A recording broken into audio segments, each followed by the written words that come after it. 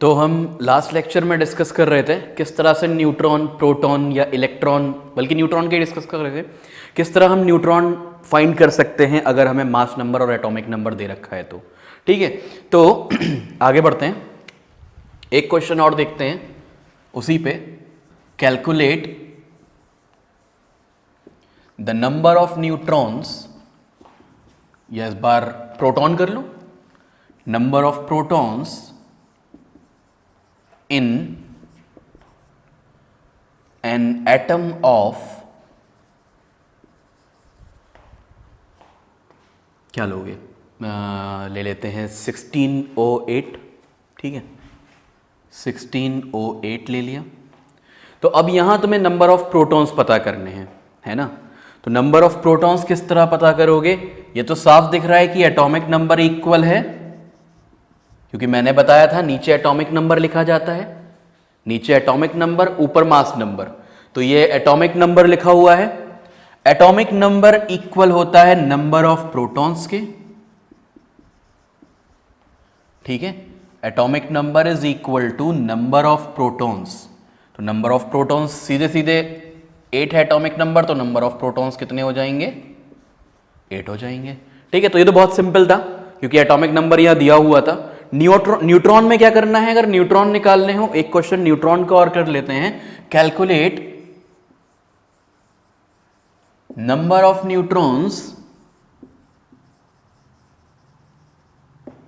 In an atom of 3H1।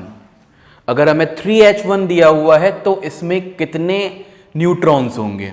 ठीक है, तो मैंने बताया था कि जो ऊपर होता है वो मास नंबर होता है। भाई सिंबल के ऊपर एक नंबर लिखा होता है, एक सिंबल के नीचे नंबर लिखा होता है। ठीक है ना, तो सिंबल के ऊपर जो नंबर लिखा होता है it is mass number, and जो नीचे लिखा होता है इट इज एटॉमिक नंबर। तो मास नंबर इक्वल हो जाएगा,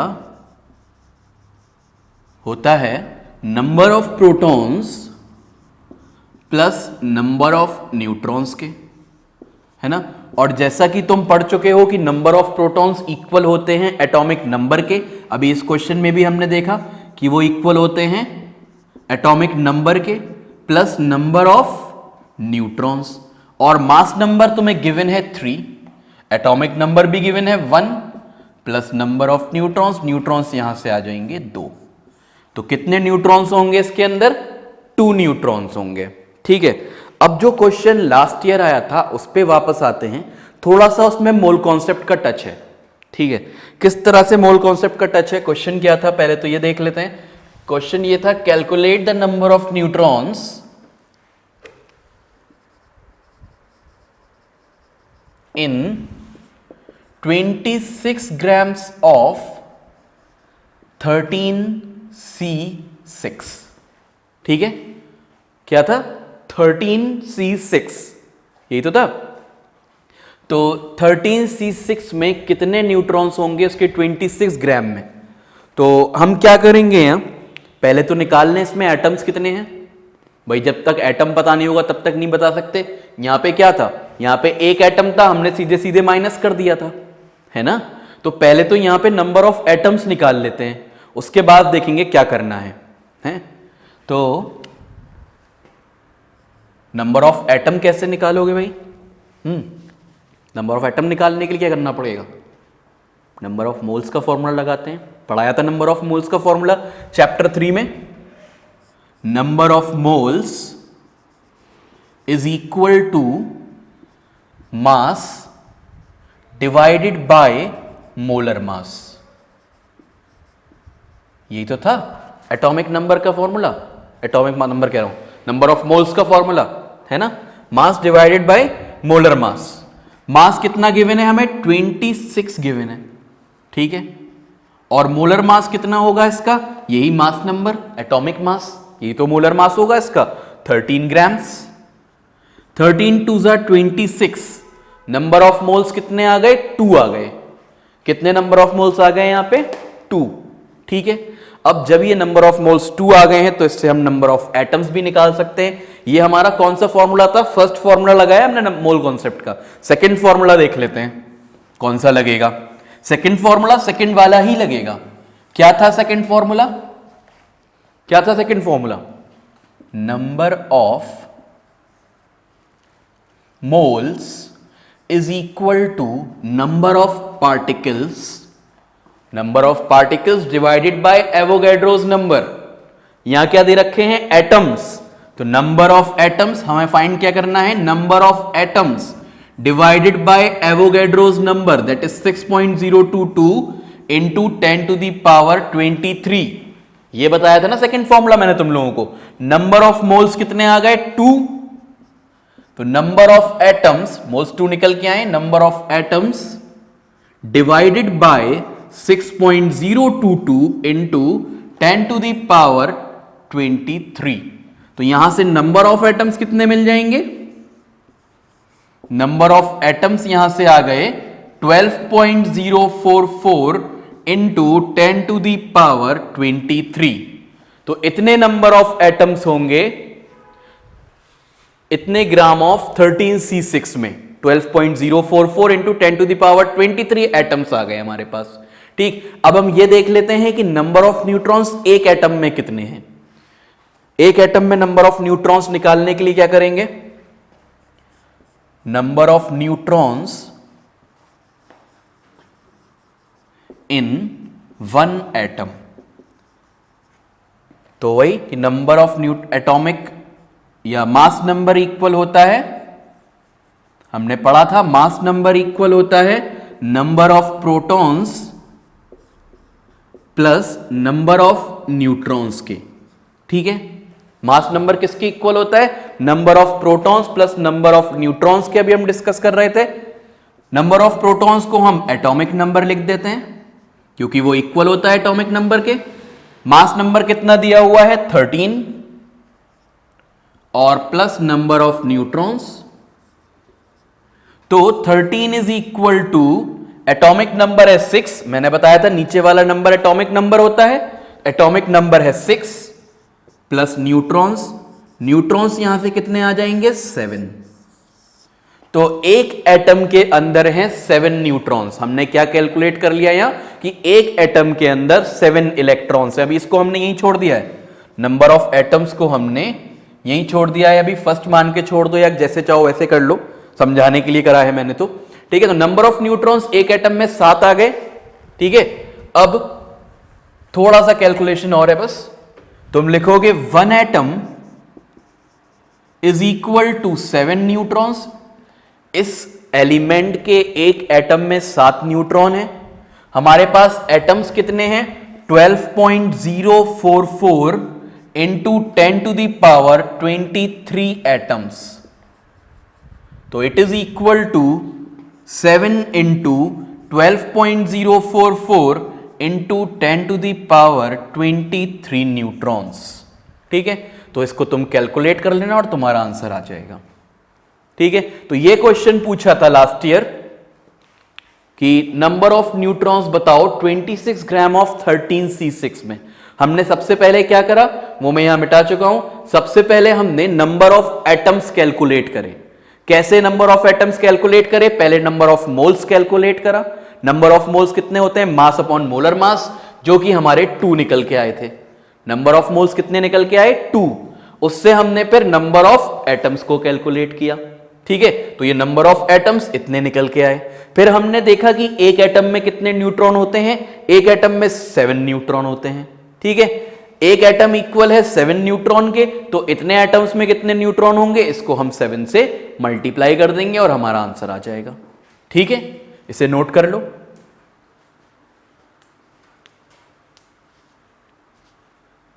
नोट कर लिया होगा, आगे बढ़ते हैं।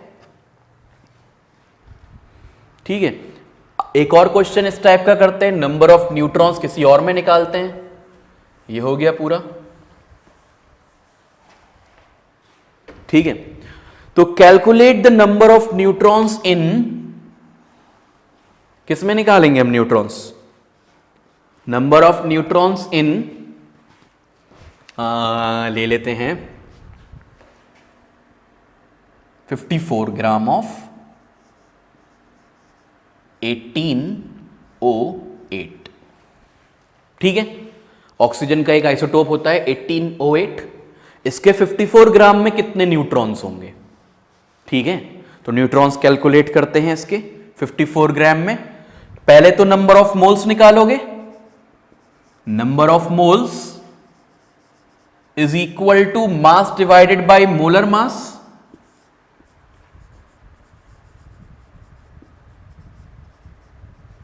तो वो हो जाएगा, मास कितना दे रखा है 54 डिवाइडेड बाय 18, कितना आ जाएगा ये? नंबर ऑफ मोल्स आ गए 3। कितने मोल्स आ गए? 3 मोल्स आ गए 54 ग्राम में। इन मोल्स को हम एटम्स में कन्वर्ट कर लेंगे। ये फॉर्मूला लगा के number of moles is equal to number of atoms upon Avogadro's number. यहां पे हम 3 पुट करेंगे, हमारा आंसर क्या आ जाएगा? 18.066 इंटू 10 टू दी पावर 23। भाई नंबर ऑफ मोल्स का फॉर्मूला होता है ना number of atoms divided by Avogadro's number, ठीक? तो 3 is equal to number of atoms divided by Avogadro's number. तो नंबर ऑफ एटम्स कितने आ गए? इतने हो गए। अब हम निकालेंगे number of neutrons in 1 atom, ठीक है? तो यहां मास नंबर कितना दिया हुआ है तुम्हें? मास नंबर 18 दिया हुआ है, ठीक है? और प्रोटॉन्स की जगह तुम एटॉमिक नंबर लिख सकते हो, क्योंकि नंबर ऑफ प्रोटॉन्स इक्वल होते हैं एटॉमिक नंबर के। एटॉमिक नंबर कितना दिया हुआ है इन्होंने? एटॉमिक नंबर इन्होंने दिया हुआ है 8। 18 is equal to 8 plus n, तो n कितना आ गया यहां से? 10। तो n आ गया 10। नंबर ऑफ न्यूट्रॉन्स एक एटम में हो गए 10 और नंबर ऑफ एटम्स कितने आ गए? इतने, ठीक है? अब क्या करोगे? Number of neutrons, number of atoms पता है, नंबर ऑफ न्यूट्रॉन्स पता है। ये एक एटम में कितने न्यूट्रॉन है और एटम्स कितने हैं हमारे पास, ठीक है? एक एटम में 10 न्यूट्रॉन है, तो इतने एटम में कितने होंगे? मल्टीप्लाई कर देंगे, सिंपल है ना? तो इसके बाद यहां पे आते हैं, यहां पे थोड़ा सा लिख लेते हैं कि 1 atom is equal to 10 neutrons. तो 18.066 into 10 to the power 23 atoms is equal to 18.033 into 10 to the power 23 into 10। तो ये हो जाएगा 18.033 into 10 to the power 24 atoms. कितने हो जाएंगे? 18.033 into 10 to the power 24 atoms हो जाएंगे, ठीक है? इतना समझ में आ गया? ये क्वेश्चन हमारा यहां पे क्लियर हो गया। इस तरह का अगर क्वेश्चन आएगा तो तुम करके आ सकते हो, ठीक है? कोई टेंशन इसमें नहीं? आगे बढ़ते हैं फिर। अभी उन्होंने न्यूट्रॉन पे क्वेश्चन पूछा है ना? इलेक्ट्रॉन पे पूछ सकते हैं, प्रोटॉन पे पूछ सकते हैं, दोनों पे पूछ सकते हैं, इलेक्ट्रॉन पे भी और प्रोटॉन पे भी, ठीक है? देख लेते हैं इलेक्ट्रॉन प्रोटॉन पे क्वेश्चन कैसे होगा। इसको मैं रब कर रहा हूं।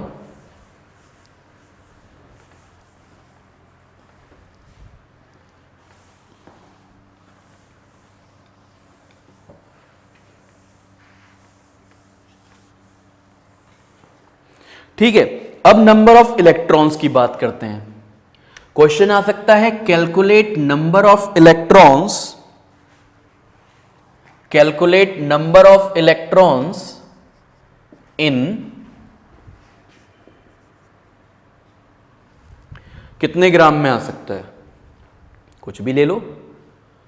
फॉर एग्जाम्पल हम ले सकते हैं, किसका लें? हाइड्रोजन का ले लेते हैं, है ना? 18 gram of 3H1। 18 gram 3H1 है तुम्हारे पास, तो इसके अंदर कितने इलेक्ट्रॉन्स होते हैं ये पूछ सकते हैं वो तुमसे, ठीक है? तो पहला काम वही कि नंबर ऑफ मोल्स कैलकुलेट कर लो। तो नंबर ऑफ मोल्स निकाल लेते हैं। नंबर ऑफ मोल्स इक्वल होंगे mass divided by molar mass. Mass तुमको गिवन है 18, ठीक है ना? 18 गिवन है, डिवाइड कर दोगे इसे 3 से, क्योंकि 3 मास दे रखा है यहां पे, मास नंबर या atomic mass, gram atomic mass 3 हो गया, 3 6 18, तो मोल्स कितने आ गए तुम्हारे पास, 6 मोल्स आ गए। ठीक है, यहां तक बात क्लियर है, 6 मोल आ गए, 18 ग्राम के अंदर 6 मोल्स होंगे, किसके, हाइड्रोजन के। अब इसमें हमें इलेक्ट्रॉन्स कैलकुलेट करने हैं। तो इलेक्ट्रॉन्स पहले तो नंबर ऑफ एटम्स कैलकुलेट कर लो, फिर इलेक्ट्रॉन्स कैलकुलेट कर लेंगे। तो नंबर ऑफ मोल्स आ गए यहां पे। नंबर ऑफ मोल्स का दूसरा फॉर्मूला लगाएंगे, number of moles is equal to number of atoms divided by 6.022 into 10 to the power 23। ठीक है,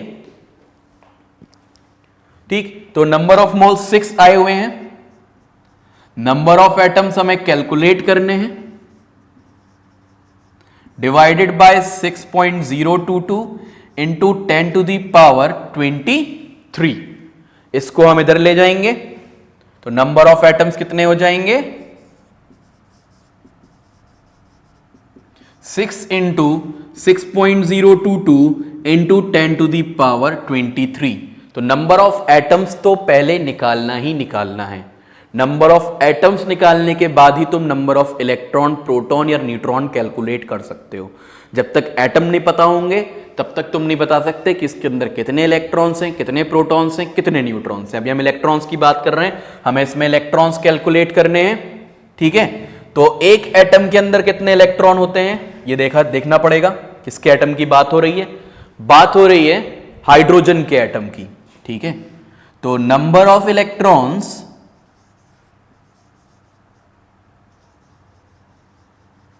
is equal to atomic number. ठीक है, यहां के बाद हम जरा दूसरी साइड पे शिफ्ट हो गए हैं। अभी हमने यहां पे नंबर ऑफ एटम्स कैलकुलेट कर लिए, अब एक एटम में कितने इलेक्ट्रॉन होते हैं वो कैलकुलेट कर रहे हैं। तो मैं यहां लिख दे रहा हूं, number of electrons in one atom की कैलकुलेशन हो रही है यहां कि एक एटम में कितने इलेक्ट्रॉन्स होते हैं। तो नंबर ऑफ इलेक्ट्रॉन इक्वल होता है एटॉमिक नंबर के। यहां पे इलेक्ट्रॉन कितने हैं, 1, एक इलेक्ट्रॉन है, क्योंकि एटॉमिक नंबर 1 है इसलिए इलेक्ट्रॉन भी एक। तो एक एटम के अंदर कितने इलेक्ट्रॉन हो गए, 1। तो हम लिख सकते हैं 1 atom is equal to 1 electron. Atoms कितने हैं हमारे पास, 6 into 6.022 into 10 to the power 23 atoms. तो भाई जब एक एटम में एक इलेक्ट्रॉन है तो इसके अंदर कितने इलेक्ट्रॉन्स हो जाएंगे, 6 into 6.022 into 10 to the power 23 electrons. ठीक है, इसको नोट कर लो, ये खत्म हो गया यहां पे।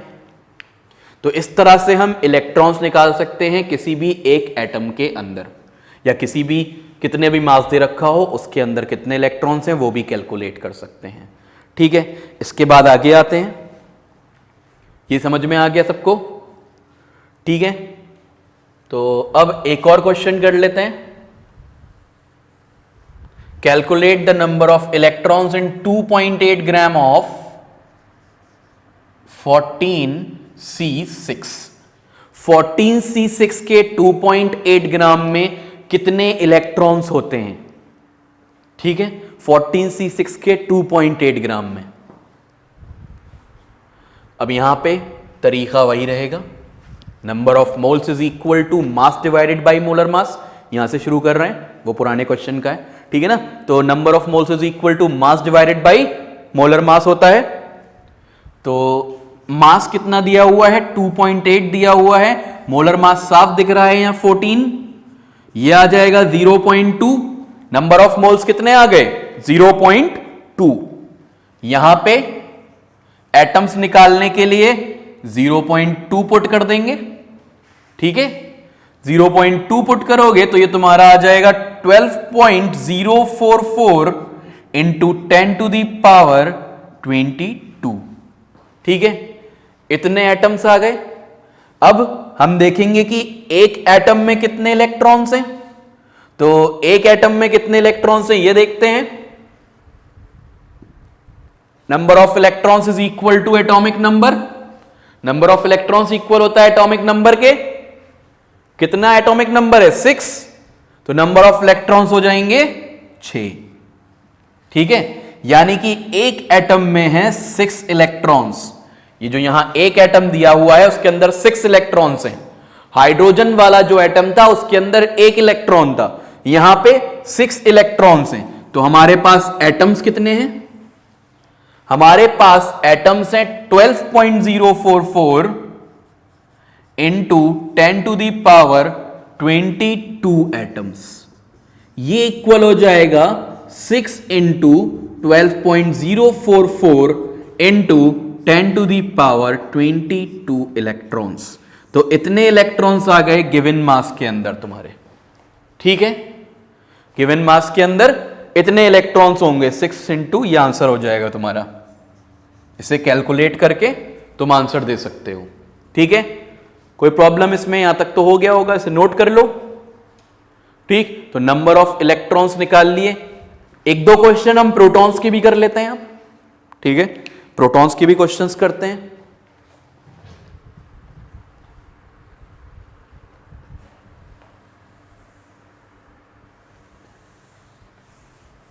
क्वेश्चन ऐसे आ सकता है, कैलकुलेट, इन सबको मिटा देता हूं मैं, हम प्रोटॉन्स की बात कर रहे हैं।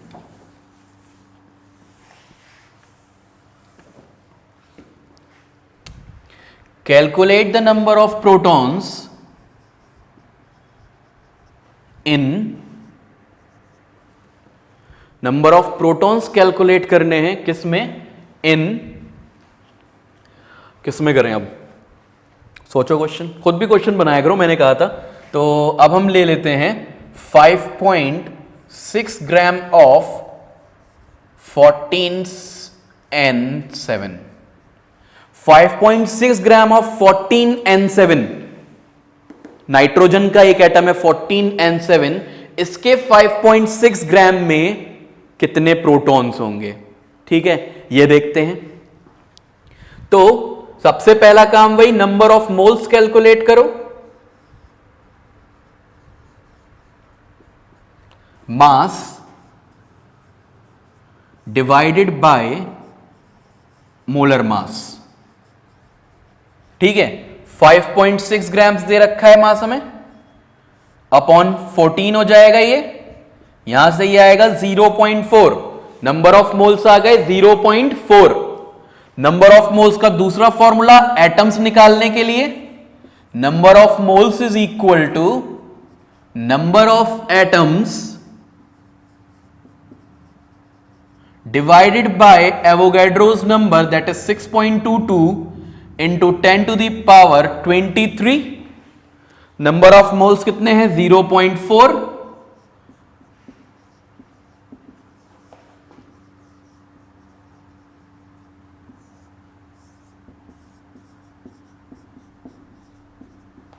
इसको हम मल्टीप्लाई कर लेंगे 0.4 से, तो नंबर ऑफ एटम्स कितने निकल आएंगे? 24.088 इंटू 10 टू दी पावर 22, इन दोनों को मल्टीप्लाई करके। ठीक है, तो ये नंबर ऑफ एटम्स आ गए। देखो, नंबर ऑफ एटम्स और नंबर ऑफ मॉलिक्यूल्स तुम्हारे लिए नई बात नहीं है, ये सब तुम कैलकुलेट कर चुके हो। तो यहां तक तो बिल्कुल टाइम लगना ही नहीं चाहिए। मोल्स निकालने के बाद फटाक से एकदम एटम्स निकाल दो एवोगैड्रो नंबर से मल्टीप्लाई करके, इतना मुझे लिखना नहीं चाहिए था, क्योंकि अगर लास्ट चैप्टर पढ़ा है तो फिर इसको तुम डायरेक्ट यहां मल्टीप्लाई करो, आंसर आ जाएगा। 0.4 मोल्स आए, मोल्स को मल्टीप्लाई कर दिया एवोगैड्रो नंबर से, you will get the number of atoms. ठीक है, अब देखना है एक एटम में कितने प्रोटॉन्स होंगे। तो number of protons in one atom, ये कैलकुलेट करना है। एक एटम में कितने प्रोटॉन्स होते हैं? हर एटम में अलग अलग होते हैं, नाइट्रोजन का है तो अलग होगा, कार्बन का है तो अलग होगा। देखते हैं इसमें कितने होंगे।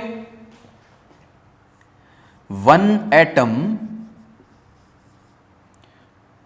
ऑफ 14N7 इक्वल हो जाएगा एटॉमिक किसके, अभी रुक जाओ एक मिनट, ऐसे नहीं लिखते इसको, हम ये लिखेंगे, वही एटॉमिक नंबर करके लिखेंगे। Atomic number is equal to number of protons. ठीक है, एटॉमिक नंबर कितना दे रखा है नाइट्रोजन का? 7। तो एक एटम में नंबर ऑफ प्रोटॉन्स कितने हो गए? 7। एक एटम में 7 प्रोटॉन्स, तो 24.088 इंटू, पहले तो ये लिखो कि 1 एटम इज इक्वल टू, देखो वहां तो कुछ नहीं लिखना है तुमको, लेकिन यहां समझने के लिए मुझे लिखना पड़ेगा, वरना ऐसे खोल के देखोगे एंट्रेंस के टाइम पे, अभी तो पता भी नहीं है कब होना है, जब देखोगे तो बड़ी प्रॉब्लम हो जाएगी, इसलिए मुझे पूरा स्टेप बाय स्टेप लिखना पड़ता है। ठीक है, 1 atom is equal to 7 protons, तो 24.088 into 10 to the power 23 atoms is equal to 7 into 12.044 into 10 to the power 23 protons. तो इसमें इतने प्रोटॉन्स हो जाएंगे, एक एटम के अंदर 7, तो इसमें कितने, 7 से इसको मल्टीप्लाई कर दिया। ठीक है, तो ये नोट कर लो। इसके बाद एक और क्वेश्चन देखते हैं प्रोटॉन्स का। न्यूट्रॉन के 2 क्वेश्चन देखे थे, फिर इलेक्ट्रॉन के 2 क्वेश्चन देखे थे, फिर प्रोटॉन के भी 2 क्वेश्चन देखते हैं। ठीक है, तो एक और क्वेश्चन देख लेते हैं प्रोटॉन का। कैलकुलेट नंबर ऑफ प्रोटॉन्स, क्या लें इस बार? अब बात ये ना, तुम्हारी आवाज नहीं पहुंच सकती तो मुझे ही लेना पड़ेगा कुछ। ठीक है, तो ले लेते हैं 3.2 ग्राम ऑफ 1608। 1608 में के 3.2 ग्राम में कितने प्रोटॉन्स हो सकते हैं? ठीक है, सबसे पहले नंबर ऑफ मोल्स कैलकुलेट कर लो। तो number of moles is equal to mass divided by molar mass. ठीक है, तो ये हो जाएगा कितना, 3.2 डिवाइडेड बाय 16, मास तो ऊपर वाला होता है ना, तो ये हो जाएगा 0.2। 0.2 आ गया। अब 0.4 की जगह यहां 0.2 पुट कर देंगे, तो 0.2 से ये कितना आ जाएगा, 12.044 इंटू 10 टू दी पावर 23। ठीक है, इतना आ गया। अब फिर बिल्कुल सेम चीज, नंबर ऑफ प्रोटॉन एक एटम में निकालने हैं, तो एटॉमिक नंबर इक्वल होता है नंबर ऑफ प्रोटॉन्स के। कितने दे रखे हैं यहां, एटॉमिक नंबर कितना दे रखा है, नीचे वाला एटॉमिक नंबर होता है तो 8, तो नंबर ऑफ प्रोटॉन्स कितने हो गए, एक में 8। ठीक है, तो 1 एटम इज इक्वल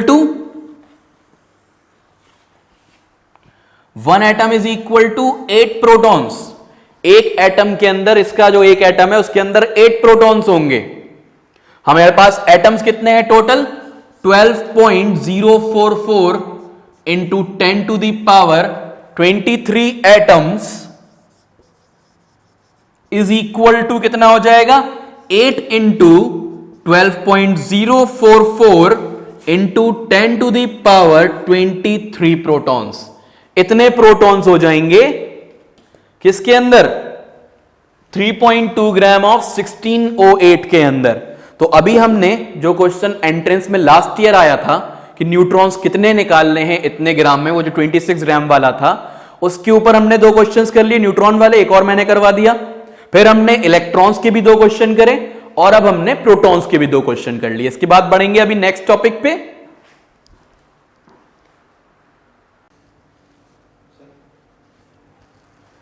हाँ भाई, तो यहां तक क्लियर हो गया था, प्रोटॉन्स, इलेक्ट्रॉन्स, न्यूट्रॉन्स निकाल लिए हैं। अब आगे बात करते हैं आइसोटोप्स और आइसोबार्स की। ठीक है, आइसोटोप्स क्या होते हैं और आइसोबार्स क्या होते हैं। ठीक है, सबसे पहले और एक और चीज है, आइसोटोन्स भी होते हैं, तो आइसोटोन्स भी डिस्कस कर लेंगे, आइसो इलेक्ट्रॉनिक स्पीशीज भी डिस्कस कर लेंगे। ठीक है, तो सब चीजें डिस्कस कर लेंगे इस बार, आइसो वाली जो भी होती हैं। आइसोमर हम कार्बन में डिस्कस करेंगे। ठीक है, तो अभी क्या क्या डिस्कस करना है हमें, आइसोटोप्स, आइसोबार्स, आइसोटोन्स और आइसो इलेक्ट्रॉनिक स्पीशीज। ठीक है, शुरुआत करते हैं आइसोटोप्स से, क्योंकि इसमें ज्यादा मटेरियल है। आइसोटोप्स की बात कर लेते हैं। आइसोटोप्स क्या होते हैं, आइसोटोप्स? आइसोटोप्स एक ही एलिमेंट के एटम्स होते हैं, मतलब ऑक्सीजन के ही एटम्स हैं दोनों, लेकिन एक का मास 16 है, एक का मास 18 है। ठीक है, तो डिफरेंट डिफरेंट मासेस में पाए जाते हैं ये नेचर में। ठीक, ऑक्सीजन के या कार्बन ले लो, कार्बन के भी 3 आइसोटोप्स होते हैं, एक का मास 12 होता है, एक का 13 होता है, एक का 14 होता है। तो मास डिफरेंट हो जाता है, एटॉमिक नंबर सेम रहेगा क्योंकि सेम एलिमेंट के एटम्स हैं। जब सेम एलिमेंट के एटम्स हैं तो एटॉमिक नंबर तो चेंज हो नहीं सकता, ठीक है। क्या चेंज होगा? एटॉमिक मास चेंज होगा, एटॉमिक मास इनका डिफरेंट रहता है, ठीक। जैसे मैं पहले डेफिनेशन ही लिख देता हूं इसकी, आइसोटोप्स की। The atoms of same elements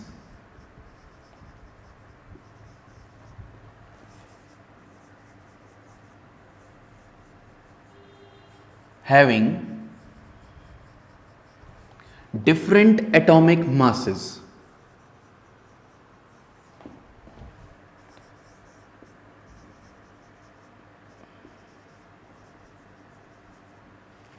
तो atoms of same elements having different atomic masses. अभी हमने पढ़ा था कि एटॉमिक मास इक्वल होता है number of proton plus number of neutron के। तो भाई प्रोटॉन का काउंट तो चेंज हो नहीं सकता क्योंकि यहां एटॉमिक नंबर तो चेंज हो नहीं रहा, इसका मतलब न्यूट्रॉन में ही कुछ हुआ होगा, तो न्यूट्रॉन का नंबर डिफरेंट हो जाता है। तो ये डिफरेंट एटॉमिक मास क्यों होता है आइसोटोप का? ड्यू टू डिफरेंट नंबर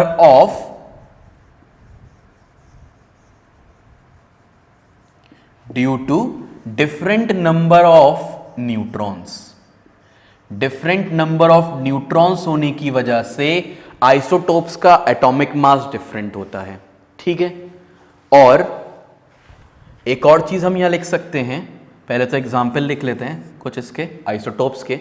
जैसे 14C6, 12C6, 13C6, ये कार्बन के 3 आइसोटोप्स हैं।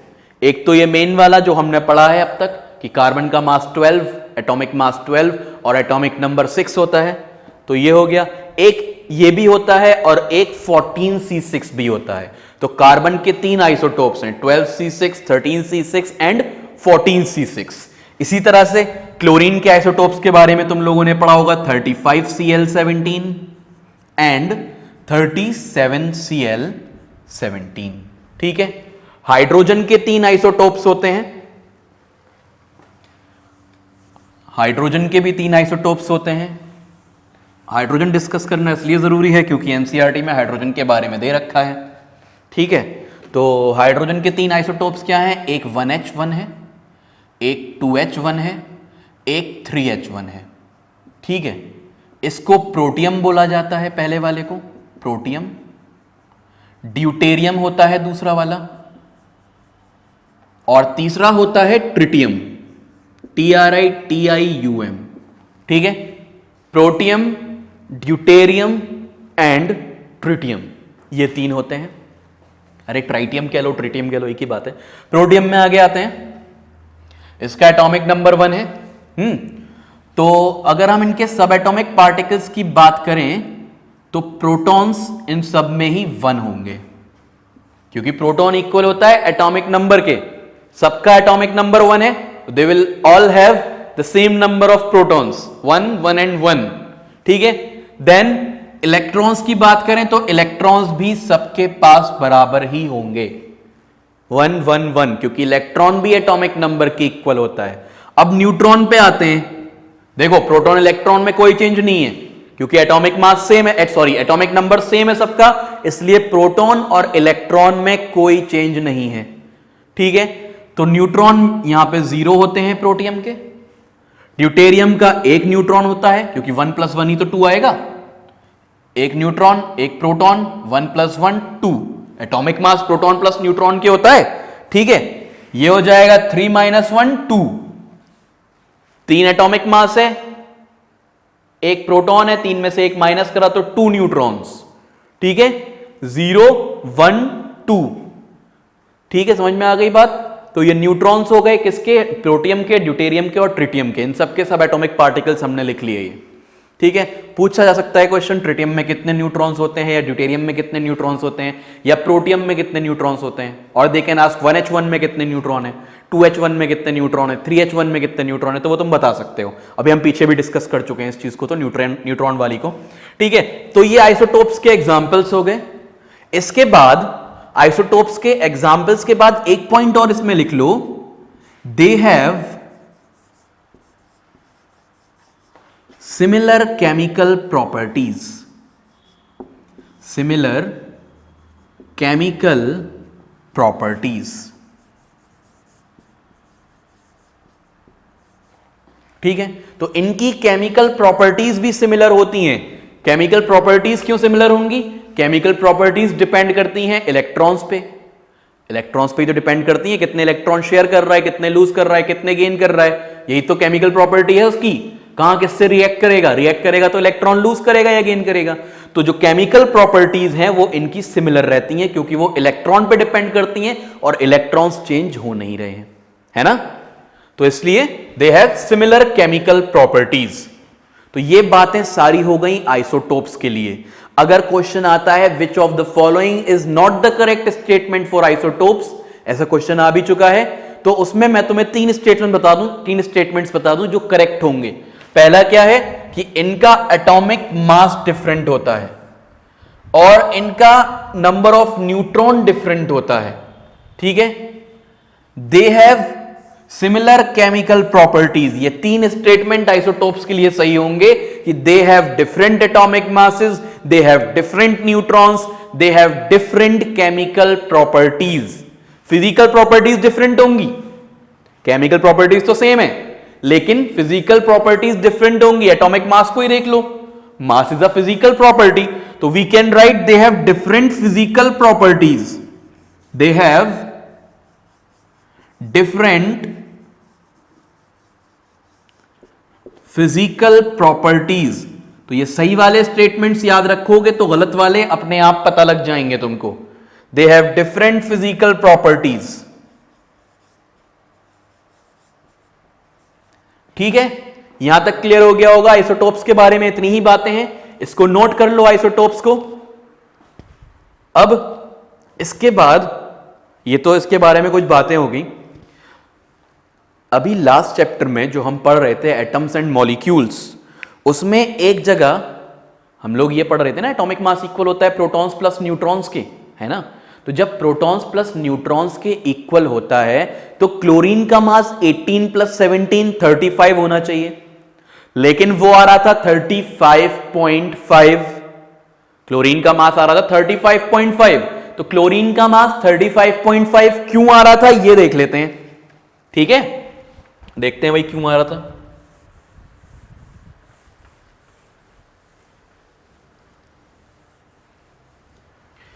क्लोरीन एग्जिस्ट करता है दो आइसोटोपिक फॉर्म्स में, 35Cl17 एंड 37Cl17। इन दो आइसोटोपिक फॉर्म्स में एग्जिस्ट करता है क्लोरीन। एक का अबंडेंस है 75%, मतलब अगर अर्थ में देखा जाए या अर्थ में देखा जाए तो ये 75% पाया जाता है, ये 25% पाया जाता है। 25% एंड 75%। 75% कौन सा वाला है? 35 मास वाला। 25% कौन सा वाला है? 37 मास वाला। ठीक है, तो अब यहां से अगर हमें इसका एवरेज एटॉमिक मास कैलकुलेट करना हो, एवरेज एटॉमिक मास या fractional atomic mass, atomic mass fraction में क्यों आता है? इन्हीं आइसोटॉपिक फॉर्म्स की वजह से। ठीक है, तो अब एवरेज एटॉमिक मास हम इसको कैलकुलेट करते हैं।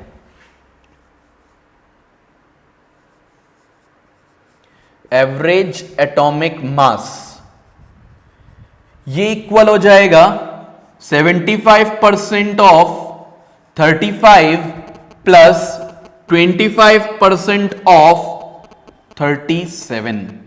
ठीक है, इसको फर्दर कैलकुलेट करेंगे। 75/100 इंटू 35 प्लस 25/100 इंटू 37। ठीक, इसको कैलकुलेट करो, कितना आएगा ये? 75 इंटू 35,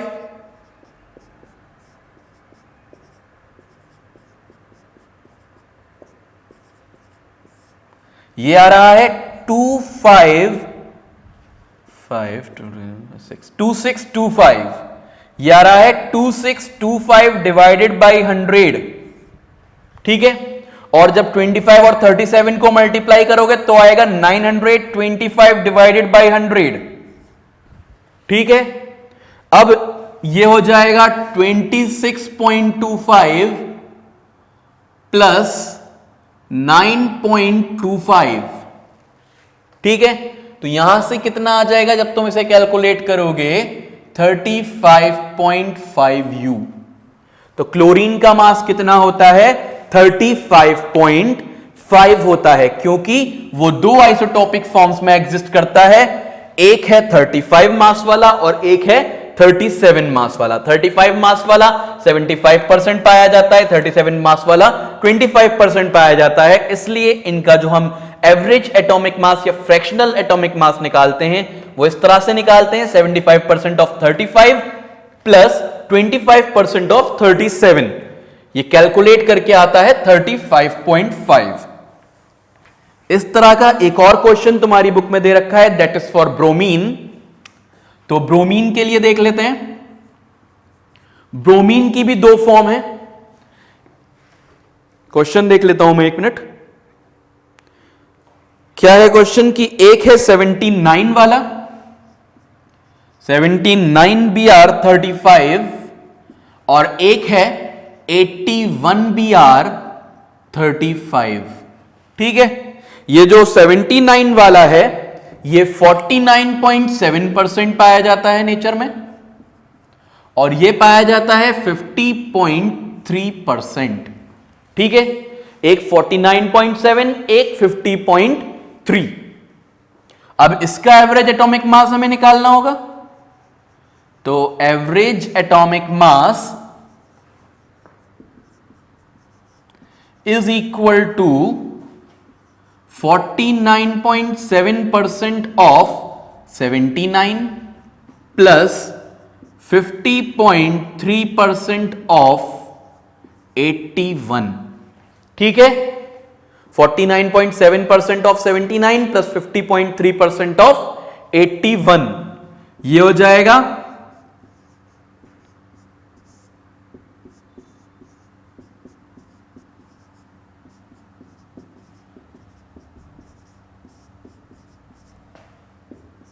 ठीक है। इसको मल्टीप्लाई करो, 497 को जब हम 79 से मल्टीप्लाई करेंगे कितना आएगा, ये 44,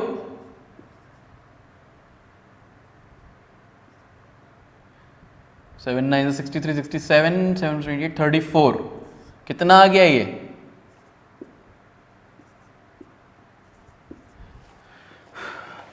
ये आ गया 39.263, 39.263।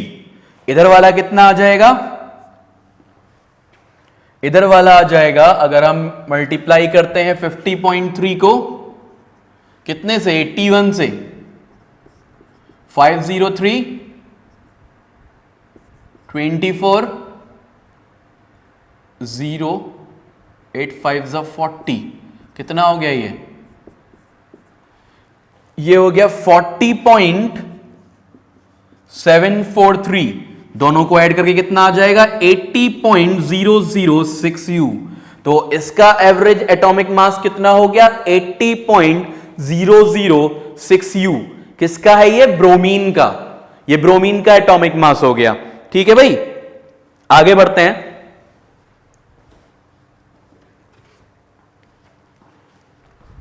अब ये तो यहां पे क्या था कि तुम्हें परसेंटेजेस गिवन थी और एवरेज एटॉमिक मास कैलकुलेट करना था। हमने क्लोरीन का भी किया, हमने ब्रोमीन का भी किया। एनसीईआरटी की एक्सरसाइज में एक और क्वेश्चन दे रखा है। क्या है वो क्वेश्चन, वो क्वेश्चन है कि तुम्हें उस बार क्या है कि मास दे रखा है, ठीक है, और तुम्हें निकालना परसेंटेज है। देखते हैं कैसे करेंगे, परसेंटेज कैसे निकालेंगे भाई।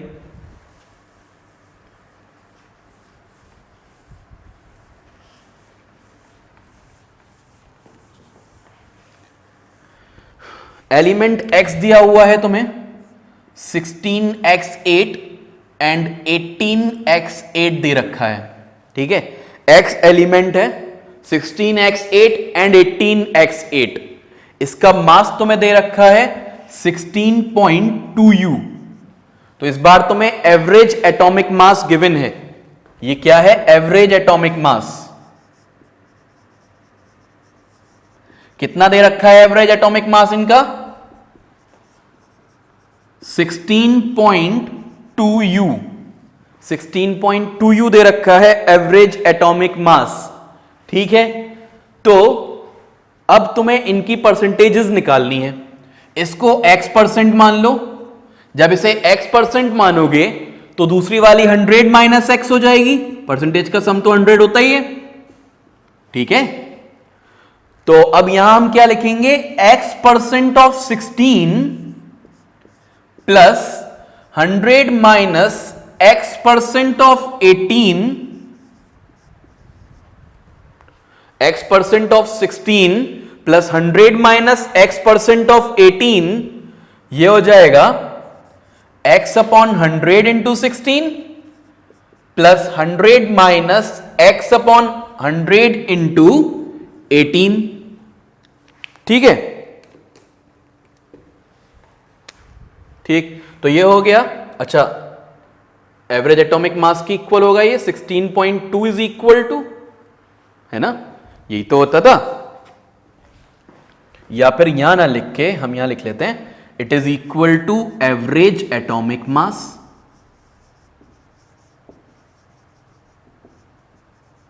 ठीक है, इट इज इक्वल टू 16.2। तो यह आ गया 16x अपॉन 100।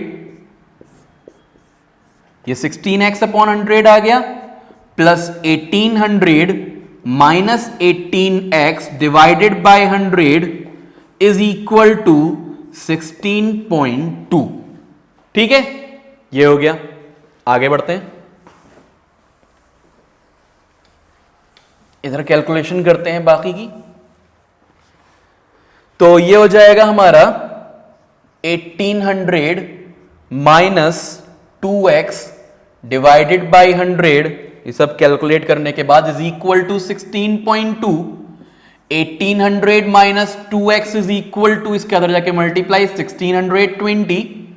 तो यहां से 2x इक्वल आ जाएगा 1800 माइनस 1620 के। 2x is equal to 180, x आ जाएगा 90%। ठीक है, तो ये वाला तो 90% हो गया।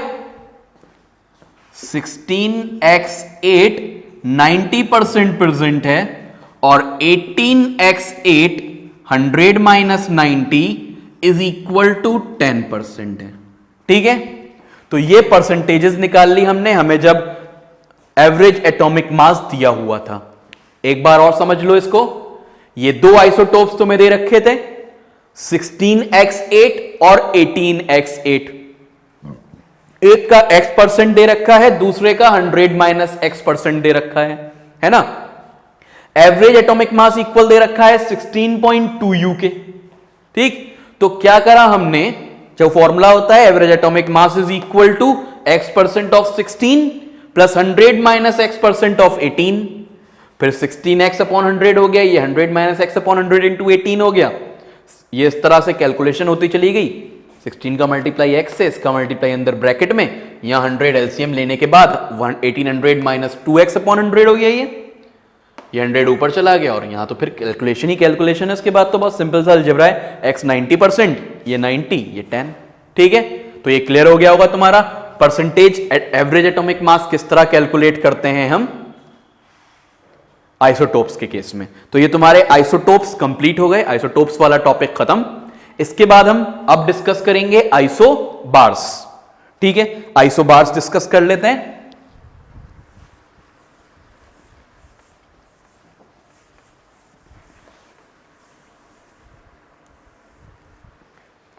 हाँ भाई, तो आइसोबार्स डिस्कस करते हैं। एक मिनट, आइसोटोप्स में एक और चीज रह गई, रेडियो एक्टिव आइसोटोप्स। तो पहले उन्हें डिस्कस कर लेते हैं। रेडियो एक्टिव आइसोटोप्स क्या होते हैं? रेडियो एक्टिव आइसोटोप्स ऐसे आइसोटोप्स जिनके अंदर से रेडियो एक्टिव रेज निकलें, जो रेडियो एक्टिव रेज को एमिट करें उन्हें रेडियो एक्टिव आइसोटोप्स बोल सकते हैं। खैर ये इतना इंपॉर्टेंट नहीं है जितना इसकी एप्लीकेशन इंपॉर्टेंट है, तो एप्लीकेशन देख लेते हैं। एप्लीकेशंस क्या है इनकी? Applications of radioactive isotopes.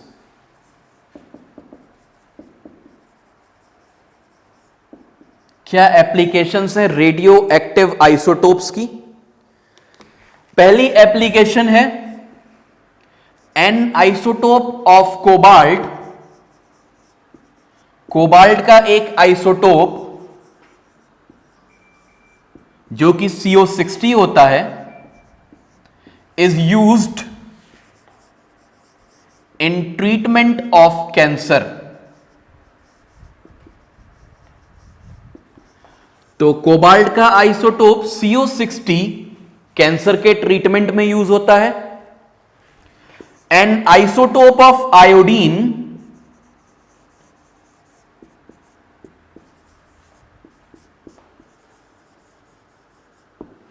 कौन सा है isotope of iodine? Iodine 131 is used to treat goitre. Goitre बीमारी होती है एक जिसमें आयोडीन की डेफिशिएंसी हो जाती है, तो आयोडीन 131 यूज होता है ग्वाइटर को ट्रीट करने के लिए। इसके बाद तीसरा जो यूज है, तीसरी जो एप्लीकेशन है वो है न्यूक्लियर रिएक्टर में। ठीक है, तो N isotope of uranium, uranium का एक isotope U-235 is used as a fuel in nuclear reactors। तो एज अ फ्यूल यूज होता है वो न्यूक्लियर रिएक्टर्स में, यूरेनियम का एक आइसोटोप। ठीक है, अभी तक हमने क्या देखा? Applications of radioactive isotopes. Last topic पढ़ रहे हैं,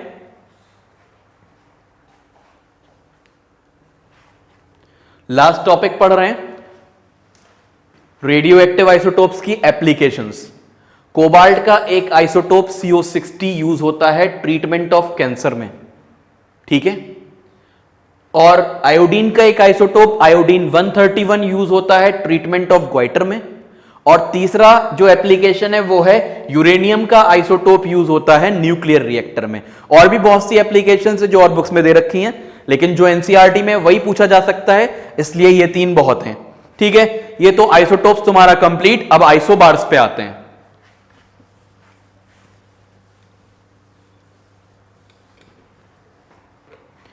आइसोबार्स की बात करते हैं।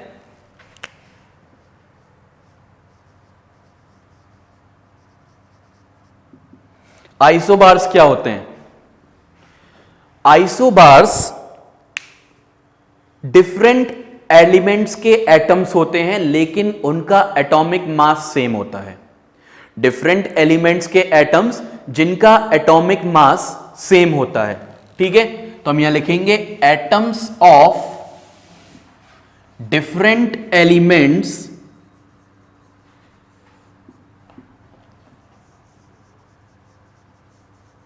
हैविंग सेम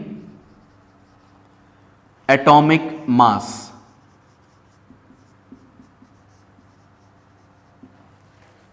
तो डिफरेंट एलिमेंट्स के एटम्स जिनका एटॉमिक मास सेम होता है उनको हम आइसोबार्स बोलते हैं। ठीक है, जैसे फॉर एग्जांपल कैल्शियम 40Ca20 और आर्गन 40Ar18।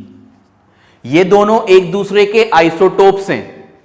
कैसे हैं ये दोनों एक दूसरे के आइसोटोप्स? क्योंकि दोनों का मास सेम है लेकिन एटॉमिक नंबर डिफरेंट है।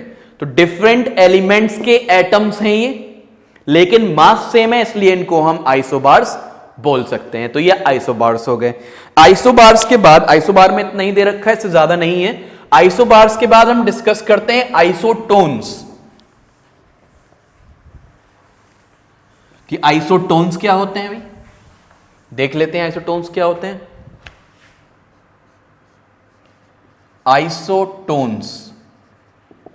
आइसोटोन्स होते हैं जिनके पास नंबर ऑफ न्यूट्रॉन्स सेम होते हैं।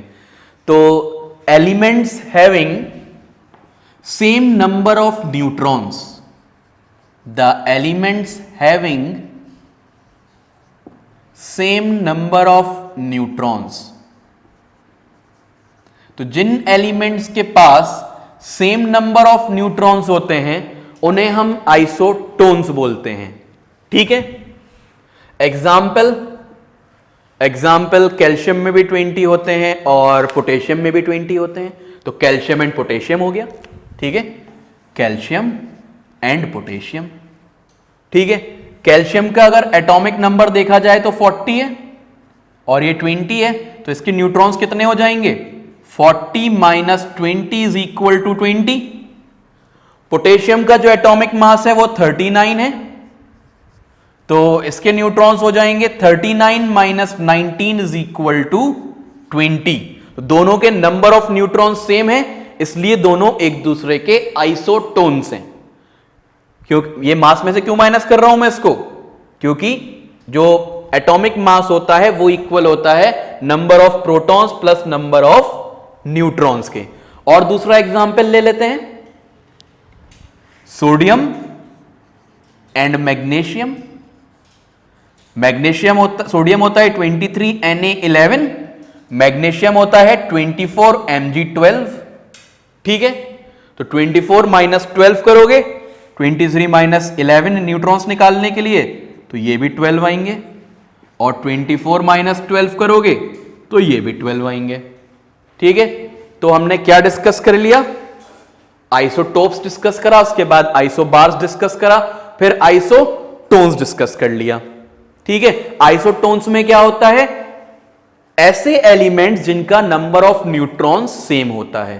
ये माइनस क्यों करा है, इसमें कोई प्रॉब्लम तो नहीं है, क्योंकि atomic mass is equal to number of protons plus number of neutrons. तो atomic mass is equal to atomic number plus number of neutrons भी कह सकते हैं। तो नंबर ऑफ न्यूट्रॉन्स इक्वल हो सकता है atomic mass minus atomic number. तो इसलिए मैंने यहां एटॉमिक मास में से एटॉमिक नंबर को माइनस कर दिया और ये मेरा आइसोटोन्स आ गया। अभी हम डिस्कस करने वाले हैं आइसोटोन्स के बाद आइसो इलेक्ट्रॉनिक स्पीशीज। ठीक है, हाँ भाई, तो देखो अभी तक, अब हम बातें आइसोटोन्स हो गए थे, आइसो इलेक्ट्रॉनिक स्पीशीज पे आते हैं। आइसो इलेक्ट्रॉनिक स्पीशीज क्या होती हैं? ठीक,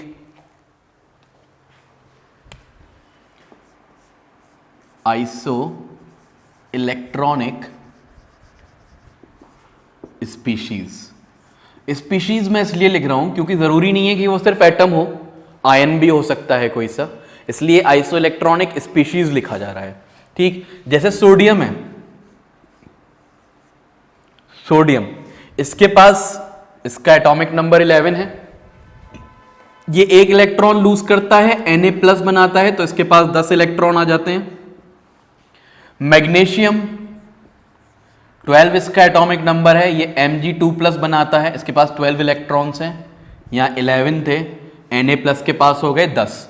ऐसे ही Mg2+ के पास भी हो गए 10 इलेक्ट्रॉन्स, 2 इलेक्ट्रॉन लूज करने के बाद Mg2+ के पास हो गए 2 इलेक्ट्रॉन्स। एल्यूमिनियम 13 है, Al3+ फॉर्म करेगा ये, तो Al3+ मतलब कि अभी यहां पे 13 इलेक्ट्रॉन्स थे, अभी जब इसने लूज कर दिए 3 इलेक्ट्रॉन, 3+ का मतलब क्या है? 3 इलेक्ट्रॉन लूज कर दिए, तो यहां भी हो गए 10 इलेक्ट्रॉन्स, इसके पास भी 10, इसके पास भी 10, इसके पास भी 10, तीनों के पास 10।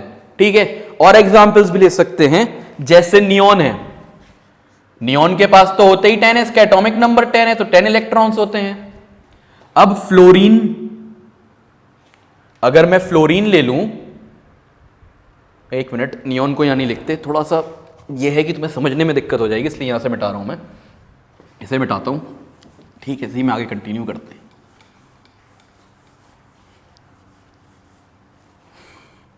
हाँ भाई, तो क्या कह रहा था मैं, इसके बाद नियॉन यहां लिख लेता हूं, नियॉन का एटॉमिक नंबर 10, तो इसके पास 10 इलेक्ट्रॉन्स होंगे। ठीक है, फिर इसके बाद फ्लोरीन की बात करें, फ्लोरीन का एटॉमिक नंबर है 9, यानी कि 9 इलेक्ट्रॉन है फ्लोरीन के पास। वो 1 इलेक्ट्रॉन गेन करता है, इसके बन जाते हैं 10 इलेक्ट्रॉन्स। ठीक है, कितने इलेक्ट्रॉन्स हो जाते हैं? 10, एक गेन करने के बाद। ठीक है, तो ये नेगेटिव हो चाहे पॉजिटिव हो चाहे न्यूट्रल हो, अगर नंबर ऑफ इलेक्ट्रॉन सेम है, जैसे इन सब के पास नंबर ऑफ इलेक्ट्रॉन सेम है, तो ये कहलाते हैं आइसो इलेक्ट्रॉनिक स्पीशीज। तो जिनके पास नंबर ऑफ इलेक्ट्रॉन सेम होते हैं उनको हम आइसो इलेक्ट्रॉनिक स्पीशीज बोलते हैं। तो ये सब आइसो इलेक्ट्रॉनिक है। तो ये आइसो वाला पार्ट क्लियर हो गया। जितना भी आइसो हमें पढ़ना था हम पढ़ चुके। ठीक है, अब बात करेंगे हम आगे। लास्ट टॉपिक है इस चैप्टर का, दैट इज सब एटॉमिक पार्टिकल्स। वो अलग बात है, बुक में लास्ट नहीं दे रखा होगा, मेरे हिसाब से मैं उसे लास्ट ले रहा हूं। सब एटॉमिक पार्टिकल्स, अभी तक हमने एटम के मॉडल्स पढ़ लिए सारे। अब एटम के अंदर घुसते हैं कि उसमें कौन कौन से सब एटॉमिक पार्टिकल्स होते हैं। ठीक है, देखते हैं। इसको मैं रब कर रहा हूं, ये नोट कर लिया होगा तुम लोग ने, आइसोइलेक्ट्रॉनिक स्पीशीज। अब बात करेंगे हम सब एटॉमिक पार्टिकल्स की।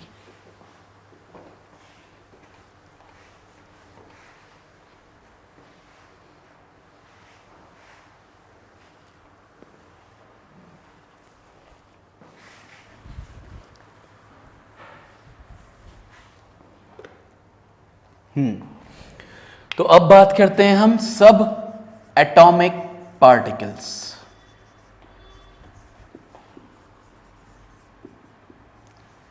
सब एटॉमिक पार्टिकल्स कौन कौन से सब एटॉमिक पार्टिकल्स हैं? 3 है ना। एक इलेक्ट्रॉन्स जो कि रिवॉल्व करते हैं न्यूक्लियस के अराउंड। देख लेते हैं कौन सा कहां पाया जाता है। ये न्यूक्लियस मान लिया हमने, ये के शेल हो गई, ये एल शेल हो गई। 2 शेल ले लेते हैं, बहुत है ना। ये एल शेल हो गई, के शेल, एल शेल, और ये हो गया हमारा न्यूक्लियस। ठीक है, ये न्यूक्लियस हो गया, ये के शेल, ये एल शेल। इलेक्ट्रॉन्स तो तुम्हें मालूम है इसके अराउंड रिवॉल्व करते हैं, ये शेल्स में होते हैं।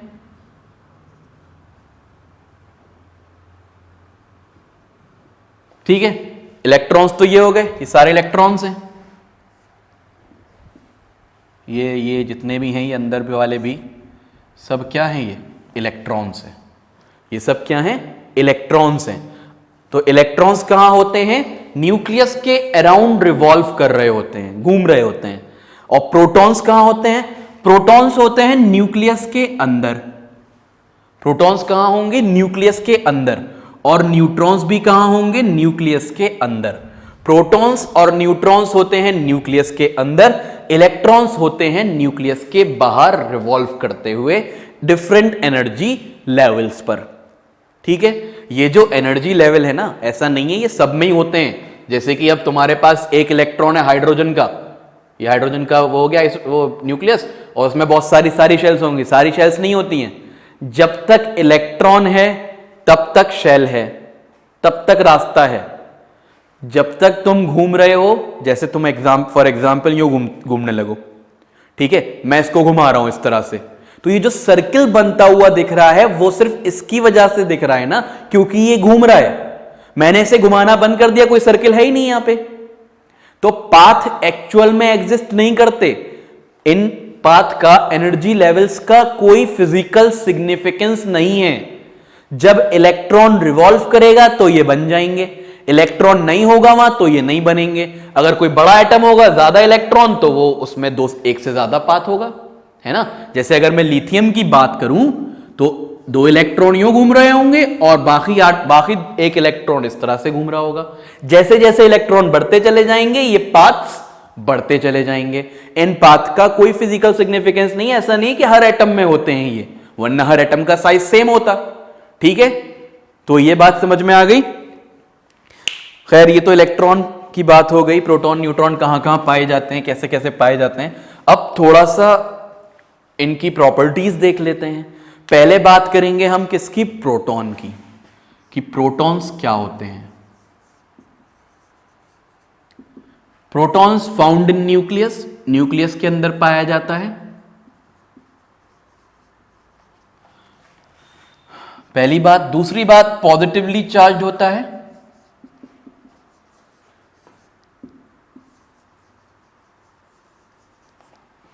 प्रोटॉन न्यूक्लियस के अंदर पाया जाता है और ये पॉजिटिवली चार्ज होता है। इसी के पॉजिटिव चार्ज की वजह से न्यूक्लियस भी पॉजिटिवली चार्ज होता है। न्यूक्लियस के ऊपर कोई अपना चार्ज नहीं है, क्योंकि न्यूक्लियस के अंदर प्रोटॉन्स हैं, इसलिए न्यूक्लियस पॉजिटिवली चार्ज है। रदरफोर्ड ने कहा था, क्या कहा था रदरफोर्ड ने, कि centre of atom is positively charge because of proton. Because of proton अब पता चल रहा है, ठीक है। Because of proton nucleus is positively charged. तो हम यहां लिख लेंगे, इसी के बाद इसी में बल्कि एक अलग पॉइंट बना के लिख लेना, nucleus is positively charged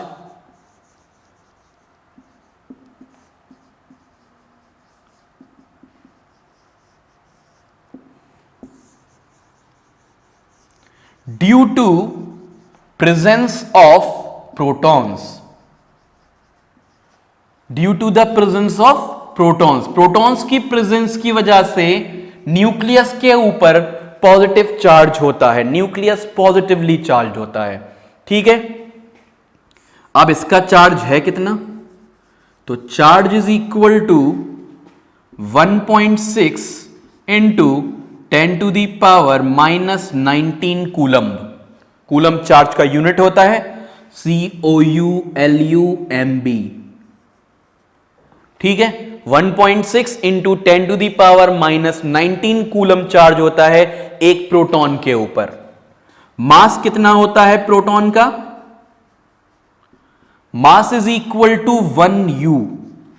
yes, जो एक हाइड्रोजन के एटम का मास है 1U, वही प्रोटॉन का मास है 1U, which is equal to 1.67 into 10 to the power -24 grams. Mass of proton होता है 1.67 into 10 to the power -24 grams, ठीक है। तो ये मास ऑफ प्रोटॉन हो गया, चार्ज हो गया, मास हो गया। और कुछ इसमें, अब इसकी डिस्कवरी कैसे हुई थी, इसको डिस्कवर किया किसने था, है ना। तो प्रोटॉन के बारे में बात चल रही है, और पॉइंट्स इसमें जोड़ते चले जाओ। हम लिखेंगे यहां discovered bye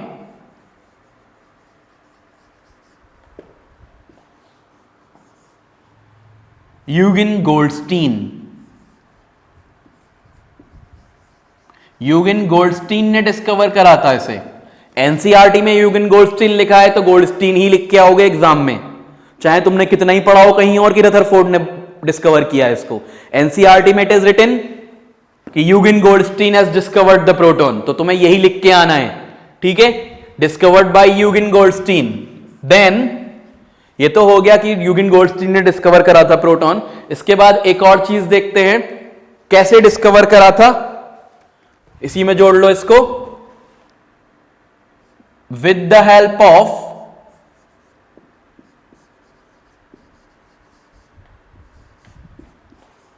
anode rays.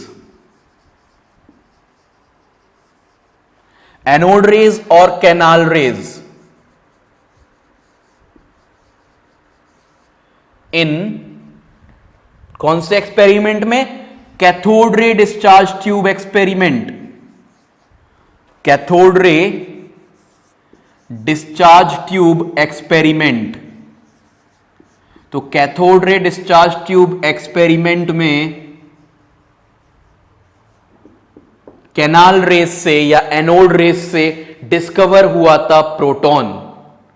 Canal rays या एनोड रेस क्या होती हैं, देख लेते हैं। कैनाल रेस क्या है और एनोड रेस। कैनाल रेज या एनोड रेज वो होती हैं जो पॉजिटिवली चार्ज पार्टिकल से बनी हुई हों, ठीक है। रेज कंपोज्ड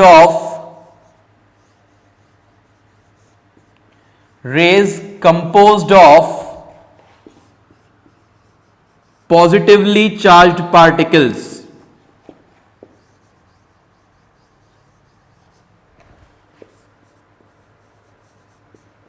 पहला पॉइंट कैनाल रेज में ये हो जाएगा, rays composed of positively charge particles. दूसरा पॉइंट हो जाएगा, they travel from anode, anode क्या है? एक पॉजिटिव इलेक्ट्रोड है। To cathode which is a negative electrode. ठीक है, तो वो ट्रेवल करती हैं पॉजिटिव इलेक्ट्रोड से नेगेटिव इलेक्ट्रोड की तरफ, एनोड से कैथोड की तरफ। ठीक है, कैनाल रेस क्या होती हैं? ऐसी रेस जो पॉजिटिवली चार्ज पार्टिकल से बनी हुई हो और वो ट्रेवल करें फ्रॉम एनोड टू कैथोड। सब एटॉमिक पार्टिकल्स की बात चल रही थी कि ये यूजिन गोल्डस्टीन ने डिस्कवर करे थे। किसकी हेल्प से करे थे? With the help of anode rays और canal rays in cathode ray discharge tube experiment. ये एक्सपेरिमेंट तुम लोग 11th क्लास में पढ़ोगे डिटेल्स में। ठीक है, और एनोड रेस, कैनाल रेस मैंने तुम्हें बता ही दिया क्या होती हैं। यूजिन गोल्डस्टीन इसका एक मेन स्ट्राइकिंग पॉइंट है और पॉजिटिवली चार्ज पार्टिकल से बनी होती हैं, एनोड से कैथोड को ट्रेवल करती हैं। ठीक है, इसे नोट कर लो, समझ में आ गया होगा। ये थ्योरी है, याद रखनी है ये चीजें तुमको। ठीक है, अब ये तो हो गया हमारा प्रोटॉन। अब आते हैं इलेक्ट्रॉन पे।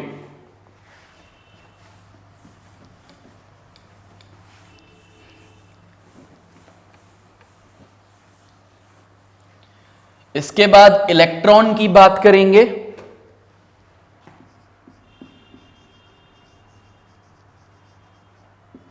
प्रोटॉन क्या था? पॉजिटिवली चार्ज पार्टिकल था। इलेक्ट्रॉन नेगेटिवली चार्ज पार्टिकल होता है।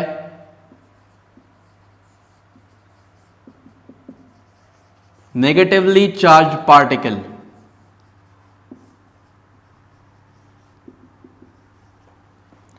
प्रोटॉन कहां पाया जाता था?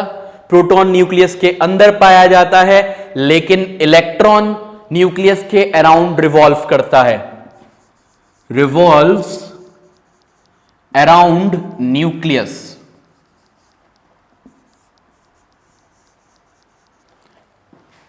इलेक्ट्रॉन रिवॉल्व करता है न्यूक्लियस के अराउंड। थर्ड पॉइंट, डिस्कवर किसने किया था? Discovered by J Thomson. J Thomson ने डिस्कवर करा था इलेक्ट्रॉन को। कैसे डिस्कवर करा था इलेक्ट्रॉन को? विद द हेल्प ऑफ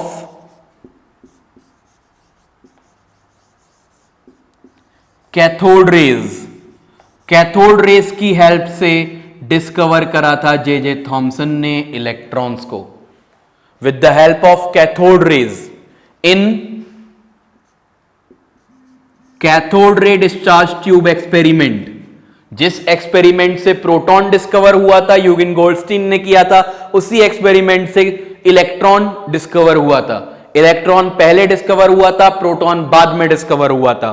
ठीक है, J Thomson with the help of cathode rays in cathode ray discharge tube experiment.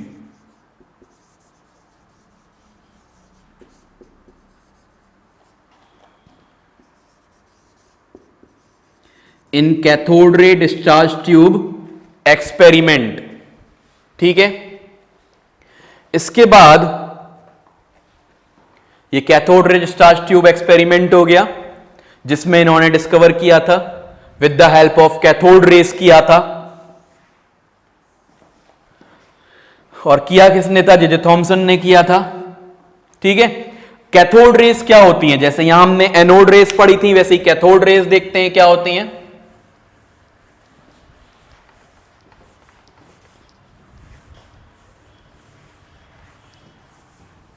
Proton की बात पूरी हो चुकी है, इलेक्ट्रॉन की बात चल रही है। हां, तो कैथोड रेस क्या होती हैं?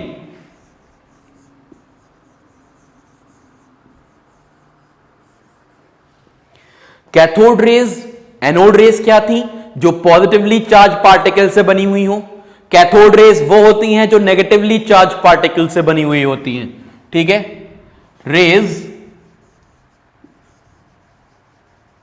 फॉर्म्ड बाय या फॉर्म्ड ऑफ, कंपोज्ड ऑफ लिख सकते हो, rays formed by negatively charge particles, जो नेगेटिवली चार्ज पार्टिकल से बनी हुई हो,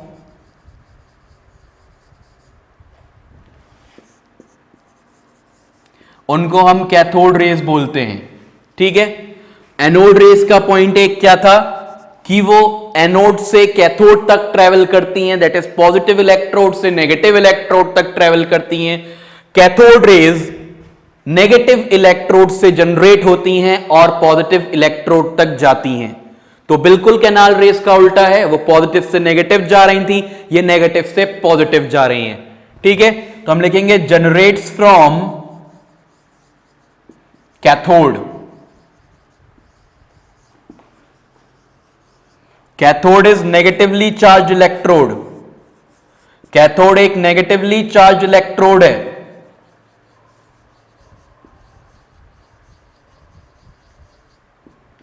टू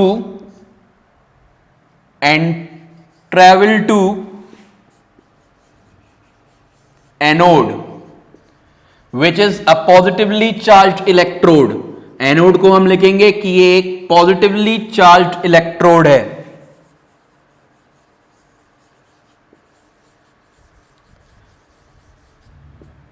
तो ये जो रेज हैं ये कैथोड से एनोड तक ट्रेवल करती हैं in a discharge tube, in a cathode ray discharge tube.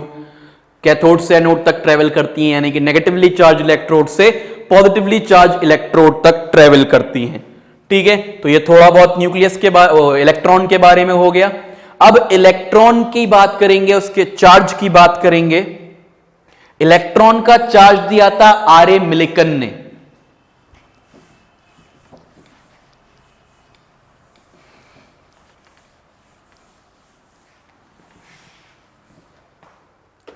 तो हम लिखेंगे charge on electron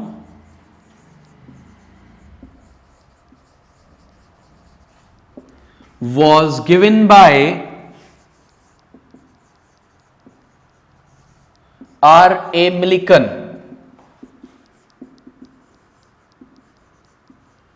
R. A. Millikan ने दिया था चार्ज इलेक्ट्रॉन पे।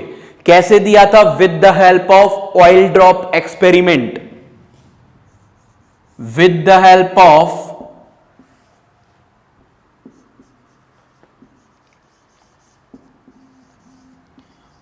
Oil drop experiment.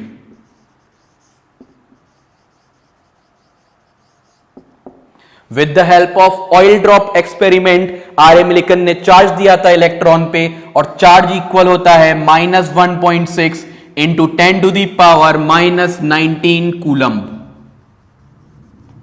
ठीक है, तो चार्ज इक्वल होता है, इलेक्ट्रॉन पे चार्ज कितना होता है? -1.6 इंटू 10⁻⁻19 कूलम। वहां पे +1.6, प्रोटॉन पे +1.6 इंटू 10⁻⁻19 होता है, या -1.6 इंटू 10⁻⁻19 होता है। तो ये हो गया इलेक्ट्रॉन का चार्ज। अब इलेक्ट्रॉन का मास पता करने के लिए क्या करा गया? एक और एक्सपेरिमेंट करा गया, जिससे कि चार्ज टू मास रेशियो निकाला गया। ठीक है, तो चार्ज टू मास रेशियो किसने कैलकुलेट करा था? वो भी जे थॉमसन ने ही कैलकुलेट करा था। तो हम लिखेंगे यहां एक और पॉइंट इलेक्ट्रॉन के बारे में कि to give electrons mass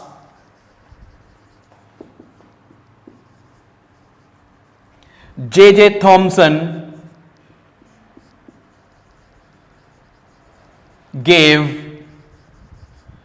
charge to mass ratio। तो चार्ज टू मास रेशियो भी जे थॉमसन ने दिया था कुछ ईयर्स पहले, अभी 2015 या 16 या 14 में एक क्वेश्चन था कि इलेक्ट्रॉन का चार्ज टू मास रेशियो किसने दिया था? तो इलेक्ट्रॉन का चार्ज टू मास रेशियो दिया था जे थॉमसन ने। ठीक है, इस चार्ज टू मास रेशियो के थ्रू हमने मास ऑफ इलेक्ट्रॉन निकाला। मास ऑफ इलेक्ट्रॉन कितना था? 9.1 इंटू 10⁻⁻31 किलोग्राम।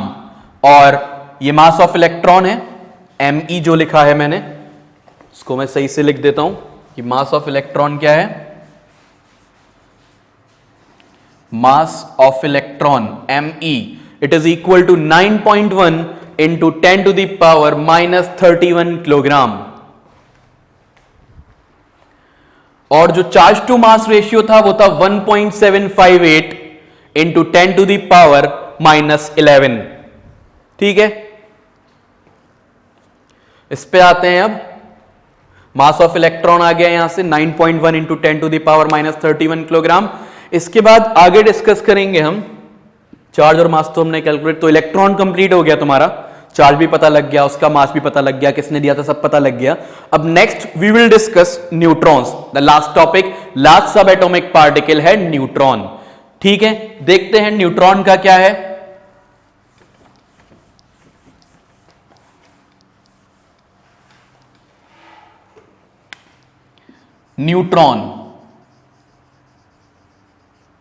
न्यूट्रॉन हमारा लास्ट सब एटॉमिक पार्टिकल है और ये लास्ट टॉपिक भी है हमारा।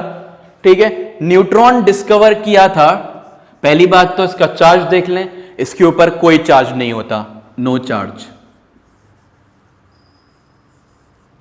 ठीक है, कोई चार्ज नहीं होता इसके ऊपर। और दूसरी चीज क्या है,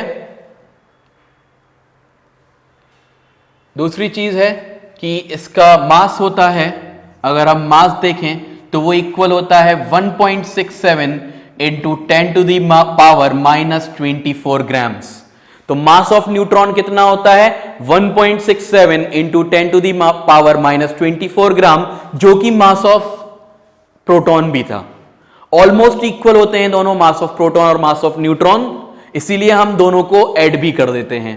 ठीक है, ये डिस्कवर करा था जेम्स चैडविक ने,